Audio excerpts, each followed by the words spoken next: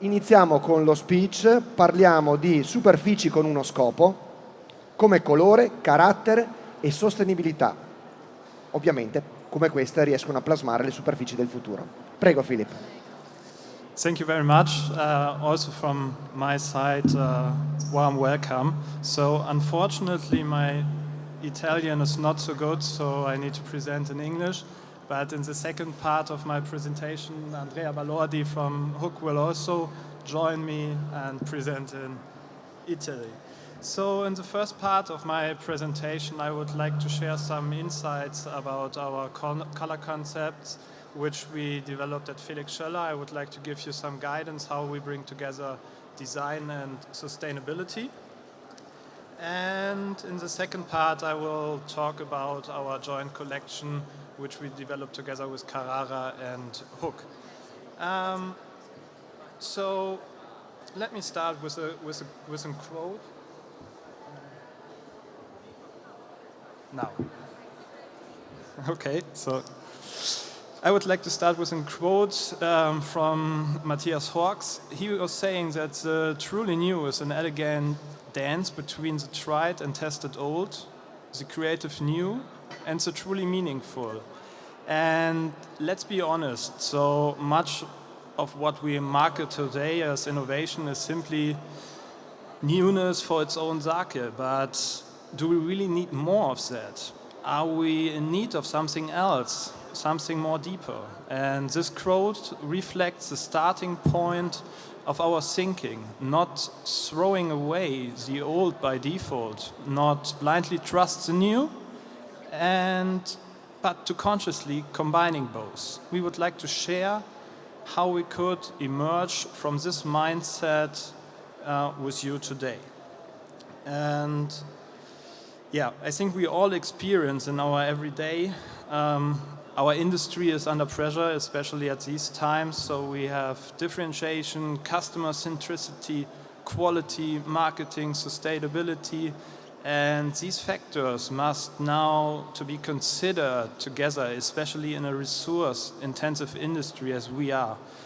And in addition to resource efficiency, products need to be optimized, the production processes, and we see timelessness and lasting value as a key to true sustainability.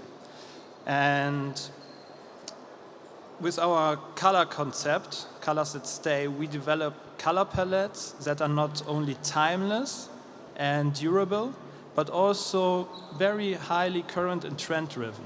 So the foundation for this lies on our trend stories, which we translate into color recommendation, desirable combining bestsellers out of our portfolio, together in combination with colors of the color network, and selected new trend shades. And this results in palettes that are relevant, inspiring, and at the same time resource conscious. And the core of our concept is combining colors smartly instead of replacing them, and that's where we see true potential in the future. And as we all need orientation in this world, we developed a color report, 26 Plus, provides exactly that an inspiring roadmap that brings together social shifts in our industry, impulses and global trend movements. And we translate them into powerful trend stories and sustainable color worlds. And I would like to give you some insights about our process, how we come to this report. So our report is based on a structured method. So we track global trend sources such as Zukunftsinstitut, Color Hive, WGSN, Trend Bible, and so on. And we filter the most relevant topics and define our Felix Schoeller trend statements out. Of course, we're having our own trend scouting team, which is looking at the main exhibitions, which is relevant for trend colors. And these specific color composition, including percentage suggestions, support precise application to really bring trends into practice. We translate the palettes into sample rooms, making them usable for real projects, And we also refine palettes for individual needs and support customers in developing realistic, future-proven color concepts. And here I would like to give you some insight about our color report. So we have in total 20 colors. Here you could see in the middle, these are the trend colors, where we believe that these colors have the potential to become the next bestsellers. And we have 6 global mega trends, which we translate into color palettes. And during the report, we will give you some insights about each color trend and also which colors we use. I will give you just a short insight how it looks. For example, one global trend is sense versus profit. I think we all agree that our world is under pressure. We have climate change, limited resource, growing waste, and rising inequality show that our system is not longer working. People live longer but face more challenges in health and fairness. So it's clear we need a change. And the positive part is that the real shift in our society has already begun. We are moving away from a very performance at any cost towards a purpose-driven way of living and working. So, for example, younger generation ask, what's the meaning behind this? They want values, impact, and responsibility. Examples like Patagonia show that success and sustainability can go hand in hand. And we are entering a time where health, sustainability, mindfulness, and responsibility are becoming central. And our goal is simple: to shape the future consciously and for people and, of course, for the planet. In our report, then we are showing some insights how we developed these trends in color palette. We see showing some insights which we see for this global trend. For example, it's on the different exhibitions. We are giving some insight what we see in design, fashion, and architecture based on these trends. We are also giving some insights in terms of finishes and shapes related to this trend. And here you could see that all these colors we have chosen for this global trend. So it's clear that such a story will never told by one color. So it can be always a combination. So here for sense versus profit, we have very naturally warm tones paired with a few cooler shades, a very strong palette, and blended here seamlessly with bestsellers. And yeah. Next in our color report, we are also giving our partners an advice or a proposal how to mix these colors in real life. So, for example, when you have choosing a lot of yellow from the Taste South, so you need to reduce the pink one of it. But this is, of course, just our proposal to give some inspiration on that. And at the end of every story, we try to illustrate it to a real-time application. I think we all agree that nobody of us would like to have a kitchen with 6 different colors, but this is just to give you a feeling how these colors could look like in reality. And now I would like to say that with Colors That Stay, our concept, we are making a statement for long-lasting color worlds. But when we talk about sustainability, we can't stop at long-lasting itself. So the crucial question is, how do we take sustainable thinking to the next level into material itself? And our answer is Silphy paper, an innovative material made from renewable fibers that not only convinces ecologically, but also sets new standards in design. And for us, Silphy paper is the next stage of development, a material that makes responsibility visible and gives products a genuine character. And let's rethinking perfect surfaces. For years, flawlessness, uniform and repeatable surfaces defined what we called high quality. But today the question is different. what if this idea of perfection limits innovation and slows down sustainability? Silphie invites us to rethink quality can be. What if design could do more than look good? Sustainability becomes part of the design itself. Imperfect textures become a valued aesthetic, and a natural look doesn't have to be simulated, it can be real. And Silphia opens the door to do more authentic, more responsible material culture. Just a few words to Silphia. So Silphie is an agricultural plant and a new source of innovative paper fibers. We use the material that remains after harvest, ensuring optimum land use and transforming unused biomass into design-relevant raw material.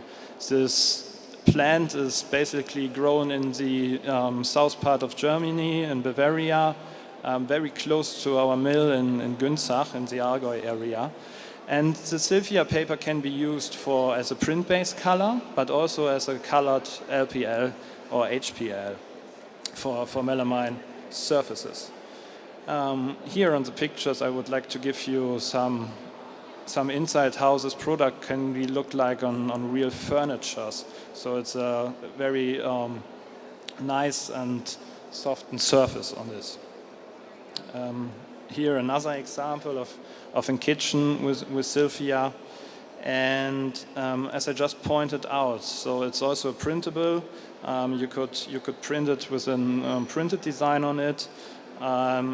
And what's really nice on our Silphia paper is the fact that we could reduce the carbon footprint by minus 20% in comparison to a standard decor print-based paper. We have it also without Silphia papers, just a standard print base or LPL paper, which has been also developed with some very nice designs by our partner Interprint, which they shown on the last exhibition with some really great designs on it. So this was the part of Felix Schöller, and now I would like to invite you to the stories of the hidden makers.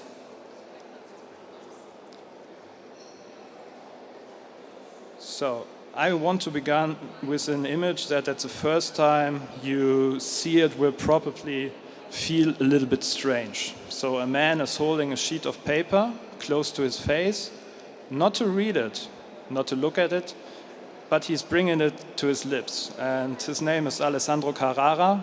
He's also part here today. I'm happy to have you here. And he has spent nearly 50 years inside surfaces.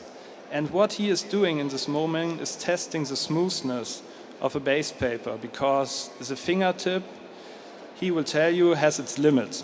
The mouse knows smoothness in a way the hand never can. It's an absurd gesture, but it's also a serious one, and it tells you almost everything you need to go to the world I would like to take you in. A world where surfaces are not finishes, they are decisions. Decisions made by people that work behind the surface. People who shape the way light moves across your kitchen, the way a door felt when you close it. In a way, a room becomes a place you remember.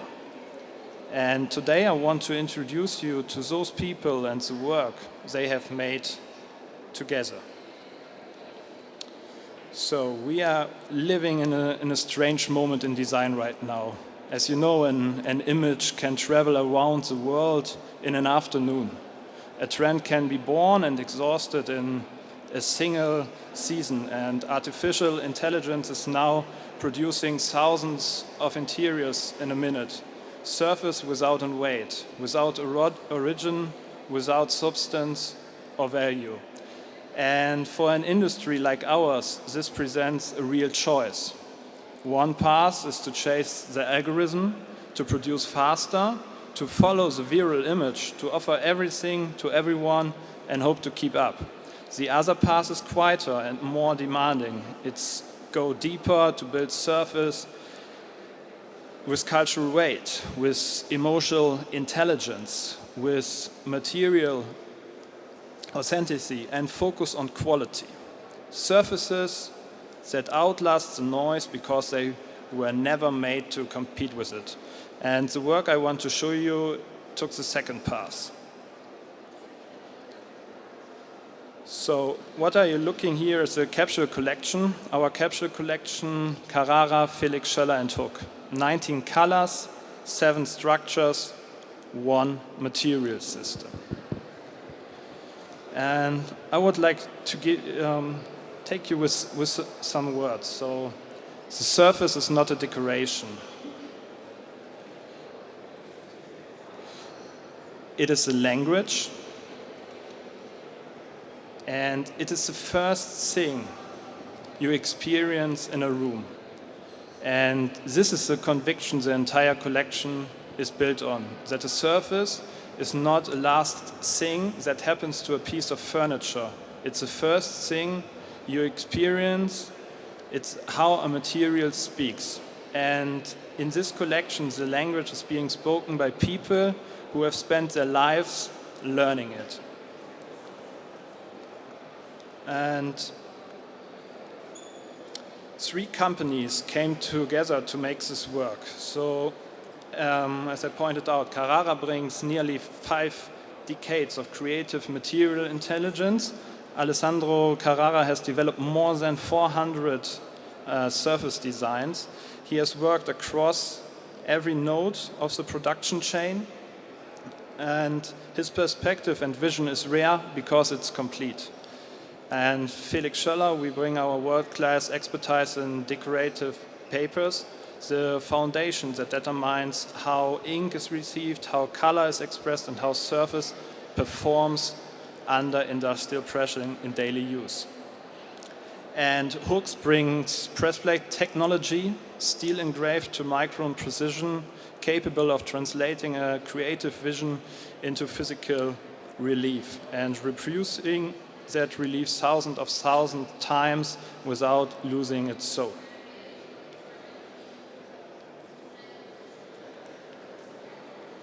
So, let's have a look in, and now here's a part I would like you to remember. And this collection was not designed and then manufactured. It was designed through manufacturing. Color paper and texture were not developed in sequence the way they usually are, so they were developed in concert. The person choosing the color was in conversation with the person engraving the steel. The person producing the paper was in conversation with the person calibrating the press. So every decision shaped every other decision in this process. And what you are looking at when you stand in front of one of these surfaces, it's not a finished object at the end. It's a conversation held over months between 3 companies, 3 disciplines, 3 culture of making, and the coherence you can feel under your fingertips is the coherence of that conversation. It's a conversation that partners call connection as a creative method, not networking, not co-branding, the deep structural linking of expertise across the whole value chain. And the kind of connection that produces surfaces which simply could not exist if any single link were missing. In total, we end up in the collection with 19 colors. And now let us walk through the collection. What you see here are the 19 colors of the capsule. Take a moment with them. So Alessandro Carrara has a way of describing color that I want to share with you. He says that color is not aesthetic. Color is perception, memory, and physical reaction. And these 19 colors were not chosen from a Pantone library. They were chosen the way writer chosen words. Each one carries a story, a place, a quality of light. And each one is a micro-narrative. So we will go later on some of these colors very shortly. The capsule collection also includes 7 structures, which will be presented by Andrea shortly. And as you all know and agree, is that color alone does not make a surface. So color is a voice, and the structure is the body. The structure is what your hand meets the first time when you touch a panel. It's what catches the light, what casts the micro showers, what makes the difference between seeing an oak and believing it. And this collection has 7 structures. They were not added to the colors as an afterthought, so they were developed at the same time by same minds so that every structure works in conversation with every color. Let me name you some of them, the way of Kuromoto might walk you through a room of sculptures. So the first is crystal rosé. So the color is very soft and luminous. It's inspired by the Himalayan salt crystals. It's a quite pink, mineral, and not too sweet. So I have decided to do also my part in English, otherwise you have to put up and down the headphones if I speak in Italian. So regarding Grace, it is the first texture of a set of 3 in which we have decided to use the diamond pattern and to change the microtexture inside it to create more or less an important play with the shade and light. In this case, Grace, it's the one where we have added this wood grain. It's for sure the most elegant and the one that is representing the luxury part of the collection we have decided to develop. So the next is Into the Blue on the Escena structure. Into the Blue is a very deep and classic blue made for today's interiors. Color with authority, but it's never too loud. Yeah.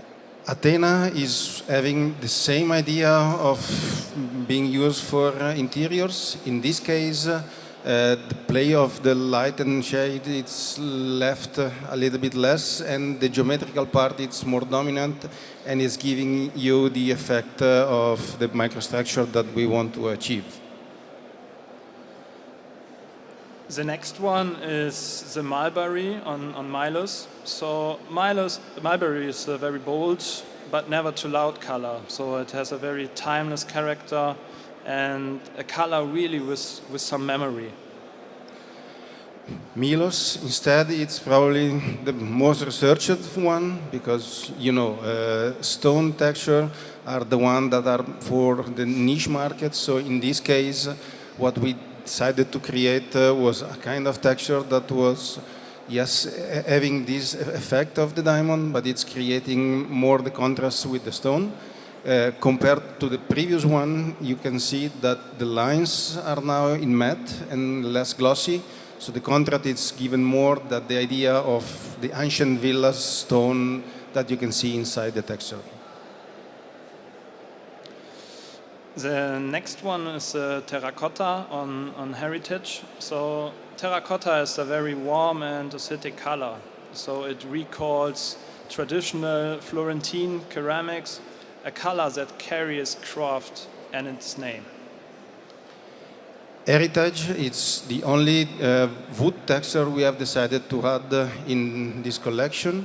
It has a finely crafted wood pour. It has also a real visual deep effect, and also the tactile sensation is very rich.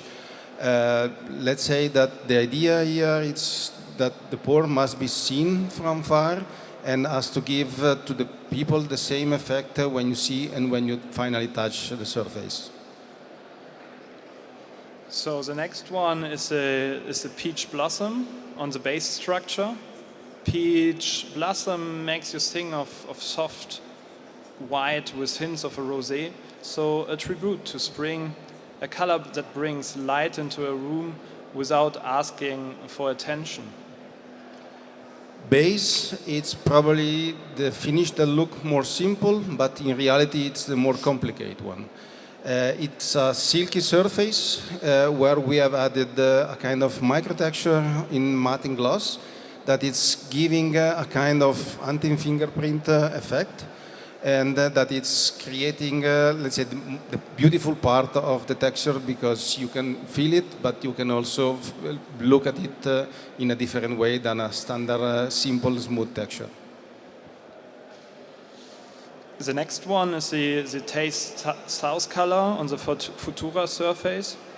So Taste South is a vibrant and warm color, so it captures the richness of southern landscapes, the color of late summer light on a stone wall. Futura instead it's a very innovative all-over finish. It's innovative because it's creating the feeling and the aspect with this contrast of the geometric effect of the squares and the different shade of the matte gloss you can see in half of the part of it. For sure it is also the most versatile finish we have in our collection because it's possible to use it for every ambient, not only the outside but also the inside of the furniture. And finally, the last color and structure which we would like to present here to you today is Riviera on the Vallejo structure. So Riviera brings very bright and breezy colors, so it captures the spirit of the Provençal coastline, a color that feels like fresh air.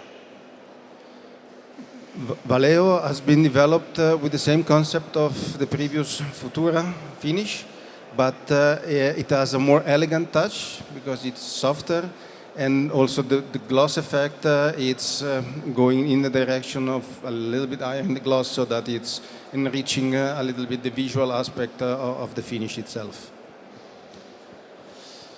So, a surface is not the surface in a different light. So the Riviera, which we just showed to you, will read one way in the bright daylight of a showroom, another way altogether in the warm, low light of a restaurant in the evening. And the grace structure we've shown will speak quietly in soft, diffused light, and almost theoretically in raking light from a single source. This is why the collection is built as a system. So 19 colors, 7 structures designed so that any combination is essential. So that when an architect or a designer specifies a surface for a project, they are not choosing a swatch. They are choosing a behavior, a way the surface will respond to the light we live in. And this is what we mean when we say it's not a catalog. A catalog presents option. A system presents a logic. And at the end, just a short summary about the 19 colors and the 7 structures. We officially, So the collection was the first time presented at Spring during the Salone del Mobile at Casa Brera during the design week. So Milan was only the beginning, not an ending, and the point of unveiling a collection is not an unveiling. It's what comes after. It's the project, the space that will eventually carry these surfaces into the world. And that's why we are standing here today. So Italy has the best design culture in the world that understands what we have been talking about. It understands materials with a story. It understands the light. It understands a surface is something you live with, not something you look at. And yeah, we are inviting you to start projects, of course, with us. If you are interested, you could also experience the collection right over there. It's displayed with some real-time samples. So thank you very much for your attention. Thank you, Philip. Thank you, Andrea. A question. You mentioned AI. Do you see artificial intelligence more as an opportunity now or a threat for your job? I would say we have to live with an AI, definitely. And for us, AI is a big opportunity. We have to deal with it. But you can't do AI by yourself. So you need to control AI very carefully in order to achieve these good results. Thank you. Any question?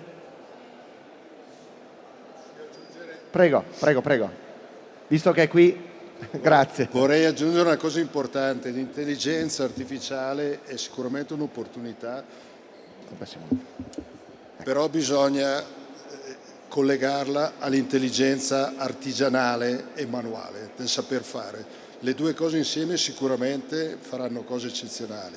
Se non teniamo una sintonia tra questi due aspetti potrebbero esserci problemi. Ho posto a Philip proprio questa domanda, Infatti, perché sicuramente è un'opportunità, permette di ottimizzare i tempi, di ottimizzare le risorse, però è uno strumento da maneggiare con cura, quindi bisogna avere la cultura e le conoscenze corrette per fare delle cose che abbiano senso. e a maggior ragione ho chiesto nel vostro settore, perché nel mio settore del giornalismo viene utilizzata e viene padroneggiata, ovviamente c'è un controllo. Chiedevo appunto nel vostro perché... Visto che ho iniziato, io sono di Bergamo tra l'altro, no?